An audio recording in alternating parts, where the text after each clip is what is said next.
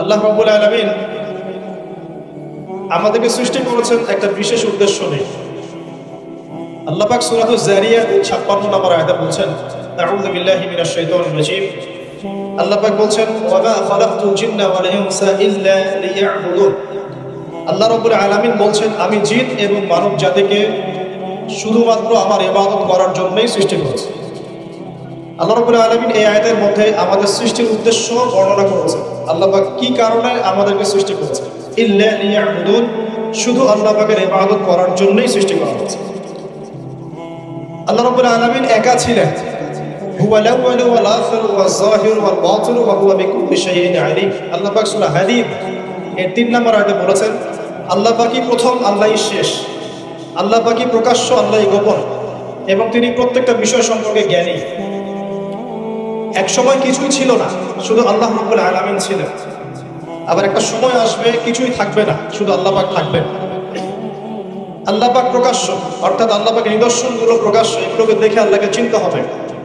আল্লাহ পাক গোপন, আল্লাহর মারিফত গোপন, এটাকে খুঁজে নিতে হয়, সবার সামনে এসে ধরা দিবে না।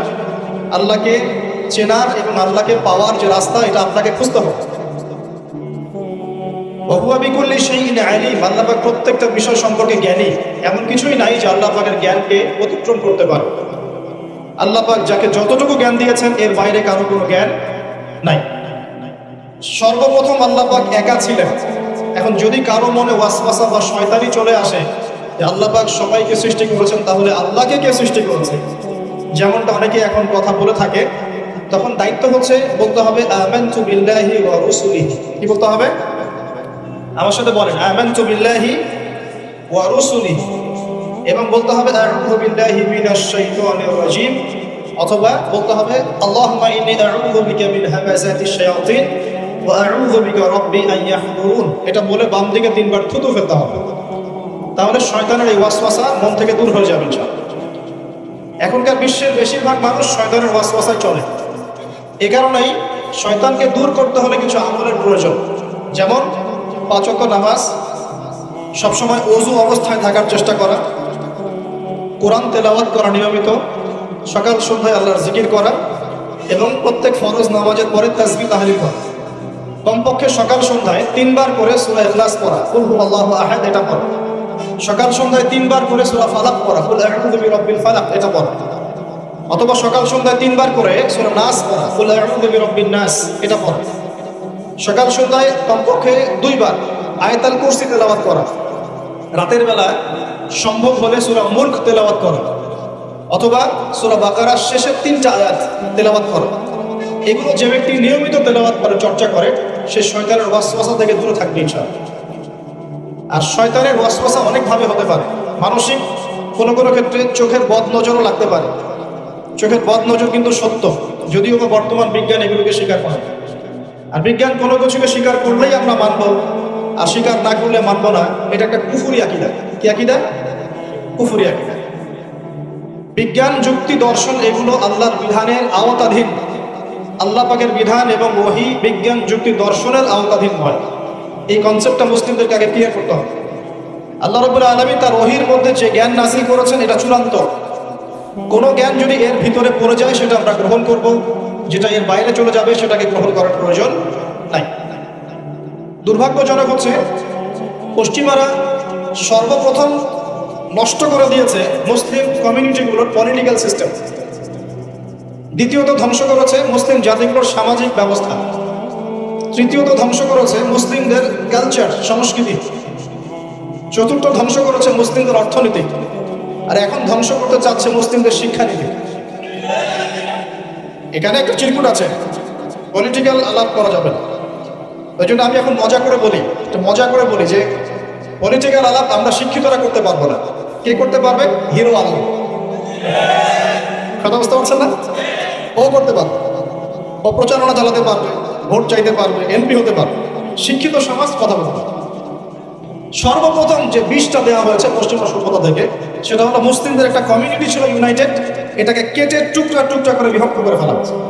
এটা 1 নম্বর কাজ তারা করেছে। 2 নম্বর, পলিটিক্যাল সিস্টেমগুলোর মধ্যে বিষ ঢুকিয়ে দেওয়া হয়েছে। বিষ, এখানে ভাইয়ে ভাইয়ে মারামারি করবে।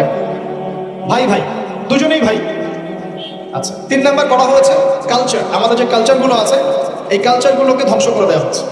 পশ্চিমা কালচারে সব কিছুই চলছে, আমাদের চেহারা স্রোত থেকে শুরু করে আকীদা, আদর্শ, সব কিছুই, পরিবার, সব কিছু। পশ্চিমা কালচার ছাড়া আমরা চলতে পারছি না।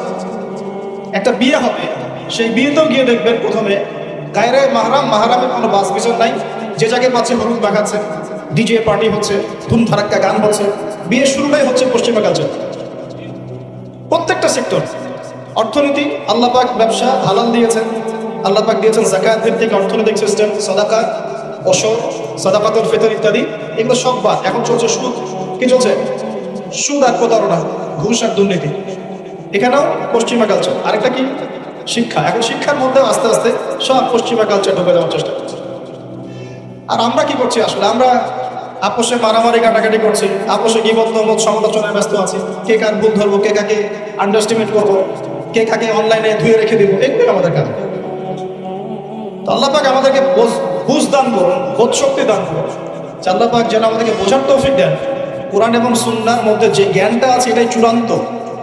এর বাইরে অনেক জ্ঞান থাকতে পারে, সেই জ্ঞান আমরা নিব না এমন নয়, সেই জ্ঞানও আমরা নিব, কিন্তু যখন সেটা কোরআন সুন্নাহর মানদণ্ডে টিকে যাবে তখন। দেখা যায় কোরআন সুন্নাহর সাথে সাংঘর্ষিক, সেই জ্ঞানটা আমরা নিব না।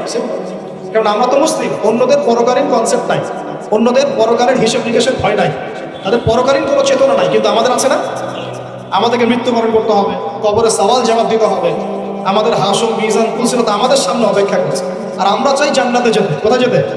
জান্নাতে যেতে। তাহলে আমাদেরকে তো 8-10টা মানুষের মতো চিন্তা করলে হবে না, হবে? অতএব জীবনের প্রতিটা ক্ষেত্র আল্লাহ পাকের ওহীর বিধানে যে চলবে, ইনশাআল্লাহ সে সফল, দুনিয়াতেও সফল, পরকালেও সফল। আর আমরা ইসলাম কারো উপর জোর করে চাপিয়ে দিব না। দিব? ইসলামের মধ্যে জোর জবরদস্তি নাই। লা ইকরাহা ফিদ্দিন, দ্বীনের মধ্যে কোনো জোর জবরদস্তি নেই। সত্য মিথ্যাকে স্পষ্ট করে উপস্থাপন করতে হবে। যার মনের মধ্যে আল্লাহ পাক হেদায়েত দিবেন সে সত্যের পথে চলে আসবে। যাকে আল্লাহ পাক হেদায়েত দিবেন না, তাকে আপনি হাজার দিন বোঝালেও সে সত্য গ্রহণ করবে। অতএব ফাযাক্কির ইন্নামা আনতা মুযাক্কির, আল্লাহ পাক বলেছেন তুমি উপদেশ দাও, তুমি শুধু উপদেশ দাতা মাত্র। লাসনা আলাইহিম বিমুসাইতির, তুমি কারো প্রতি দারোগা নও, কাউকে চাপিয়ে দিতে পারবে না। ফাযাক্কির ইন্নাফাআতিদ যিকরা, উপদেশ দাও, যদি উপদেশ কাজে লাগে। সায়াযাক্কারু মান ইয়াখশা, যে আল্লাহকে ভয় করে সে অচিরেই কিন্তু উপদেশ গ্রহণ করবে। আল্লাহ পাক আমরা সবাইকে আল্লাহর উপদেশ অর্থাৎ কোরআন সুন্নাহর ওহীর জ্ঞান অর্জন করার তৌফিক দান এবং সেই জ্ঞান অনুযায়ী আমল করার তৌফিক দান।